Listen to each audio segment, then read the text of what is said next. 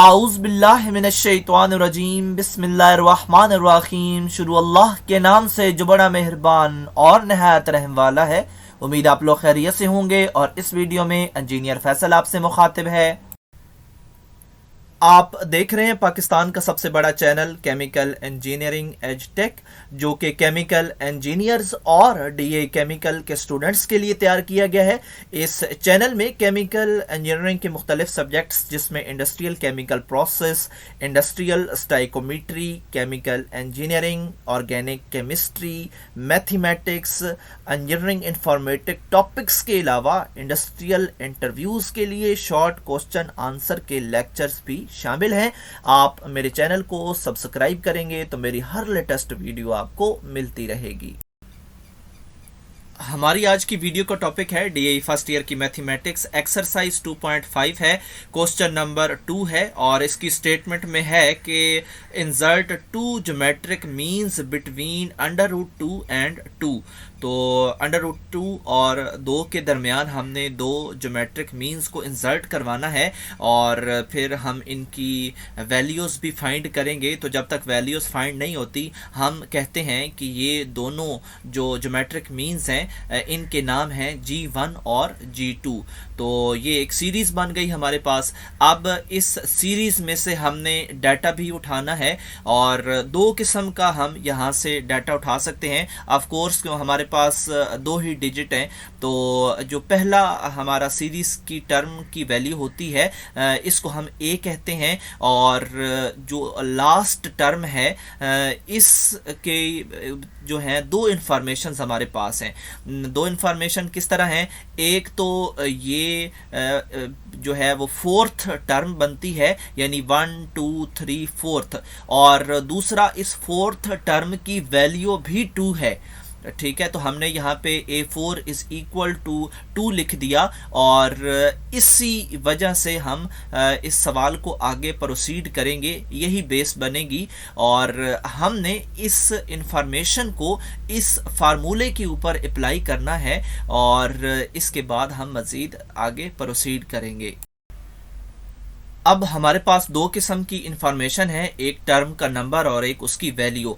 तो यहाँ पे इस फार्मूले में जो लेफ़्ट साइड है यहाँ पे हम इस टर्म की वैल्यू को फीड करवाते हैं और जो राइट साइड है वहाँ पे हम जस्ट नंबर को फीड करवाते हैं जो उस टर्म का नंबर होता है। तो AN की जगह पे हमने जहाँ पे मेरा कर्सर है 2 लिख दिया और इसकी जो सेकेंड साइड है वहाँ पे क्योंकि हमारे पास जो A है उसकी वैल्यू तो मौजूद है, हम अगले स्टेप में डालेंगे, लेकिन R के ऊपर जो N है वहाँ पे हम उसकी टर्म -1 करेंगे तो ऑफ कोर्स हमें R की पावर 3 मिलेगा। तो यकीनन आपको इस इंफॉर्मेशन और इस पुटिंग की समझ आ गई होगी। और अब अगले स्टेप में क्योंकि A की वैल्यू हमारे पास मौजूद है तो हम पुट कर देते हैं और मज़ीद हमने जो कांस्टेंट हैं वो एक साइड पे करने, √2 जो है वो दोनों साइड्स पे डिवाइड हो जाएगा, हमें R³ मिलेगा और R³ हमें नहीं चाहिए, हमें तो R चाहिए, R की वैल्यू चाहिए। तो अब हमने इस क्यूब को ख़त्म करना है और इसके अलावा जो यहाँ पे 2/√2 है, यहाँ पे 2 की पावर 1/2 कैसे आई है ये भी मैं आपको क्लियर कर दूँ कि ये जो √2 है इसको आप 2 की पावर 1/2 भी लिख सकते हैं, आपने लिख दिया। फिर इसको उठा के हम ऊपर ले जाएंगे, जब ऊपर जाएगा तो 2 की ये 1/2 पावर अब नेगेटिव हो जाएगी यानी 2 की पावर -1/2 और उस के बाद हम इसके ऊपर एक फार्मूला यूज़ करेंगे और फार्मूला ये है कि अगर बेसिस सेम हो तो पावर्स ऐड हो जाती हैं। तो इनकी बेसिस जो हैं वो 2 सेम हो गई और इस वजह से इनकी पावर्स को हमने पकड़ के ऐड करना है। जब हम ऐड करेंगे तो ऑफ कोर्स हमें एलसीएम लेना पड़ेगा क्योंकि एक 2 की पावर 1 है, दूसरे की -1/2 है। तो अब हम इनका जब एलसीएम लेंगे तो हमें ऑफ कोर्स 1/2 मिलेगा। तो यहाँ पे इस वजह से 2 की पावर 1/2 लिखा है। आप ये जो मैंने प्रोसेस बताया है आप इसको यहाँ पे लिख भी सकते हैं।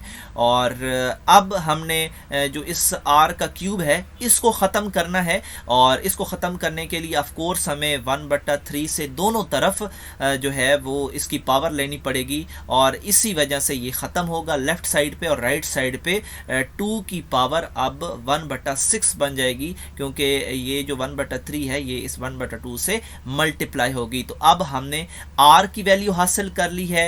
इसके अलावा a की वैल्यू हमारे पास ऑलरेडी सवाल में गिवन थी, और अगेन हम जो है ये जो दो हमारे पास G1 और G2 हैं इनके फार्मूलाज हम क्रिएट करके इनमें ये वैल्यूज़ फीड करवाएंगे।